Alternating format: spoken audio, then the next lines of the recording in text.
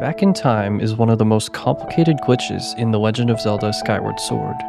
It has plenty of useful applications for speedruns and randomizers. So here's how to do it. First, you have to die. There are lots of ways to do it, but the easiest way to do it at the beginning of the game is at this post here. Make sure you save before you die so you don't lose all your progress. Anyway, you die. Congrats. Once you're on the game over screen, you're going to have to press the continue button and then almost immediately reset the console. You can either press the home button and press reset in the menu, or physically press the reset button. And doing this will activate the glitch. You will be transported back to the title screen while still being in control of Link. You have successfully activated Back in Time. This is where the fun begins. Now you can do all sorts of weird things like sequence breaks, memory manipulation, and other things.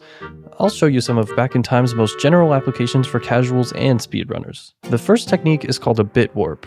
In case you're confused, BIT is the acronym for Back in Time. Makes sense, right?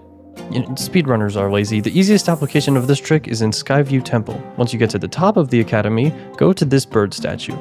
Select your file and the bird statue at the same time, then select save and start at the same time with the nunchuck. And wham! You're officially in the middle of the temple, but some things are different. For example, there are no enemies, no doors, no switches, no anything. Thankfully, all you have to do is go through a loading zone to fix this glitchy state. Everything's back to normal and you just skipped half the dungeon. Sweet. What a great glitch. The next technique I'll talk about is the reverse bit magic technique, or RBM. Basically, you can load scene flags on a map from Skyloft by starting your file after doing something on Skyloft. It's a bit more complicated than that, obviously, but that's the simple version of it. This has the most potential out of every technique that Back in Time has, because you can do some insane sequence breaks with it. There's a handy-dandy spreadsheet on Zelda speedruns that tells you how each thing works. The green squares are the values that can be activated on Skyloft.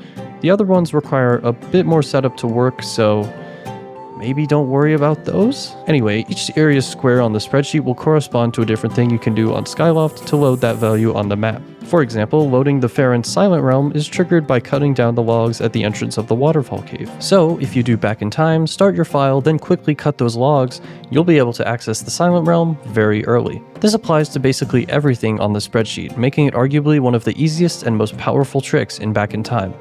I love this trick because it has so much range, and I've done some insane things with it. So yeah, those are just some of the few things that you can do with this weird trick. If you liked this short tutorial, let me know if you want some more. And if you want to learn more about this trick, I highly recommend checking out this video by Lowest Percent's Gymnast86, who talks about it in great detail. I'll put the video link in the description. Oh, and if you want to try out this glitch yourself, there's a tutorial and applications on zeldaspeedruns.com. You should try them. They're great. Anyway, that's all from me. I've been pretty busy recently, so expect some shorter videos like this one for now. Thanks for watching, and I will see you next time.